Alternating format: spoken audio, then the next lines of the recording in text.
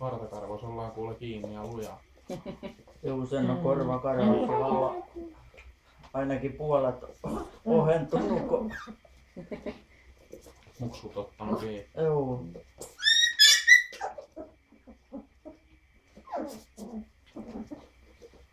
Kyllä ne niinku suuttuukin toinen toisille. Tos kun toinen vähän satuttaa, niin sit kyllä hypätään sellainen niinku kiukkuisesti.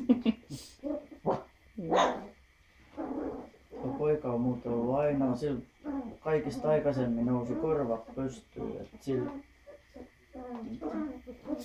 Riivi ei ole vieläkään korvat pystyssä. Niin tällä, joo. Ne on hiukasella, ettei ne nyt ihan lerpallas ole enää, mutta... Ne vähän sellainen puoliksi. Joo. Kun ei tuolla isolta tytölläkään. No tällä viikkoina ne vasta noussut senkin korvat. Joo. Tuolla on kyllä tuolla pojalla ihan tommoset pystyt. Joo. Joo, ne on ollut jo... No nehän oli silloin jo pystys 3 viikkoa takaperin, kun ne kävi katsomassa tota. Ja se oli ainoa, millä oli silloin korvat pystyssä.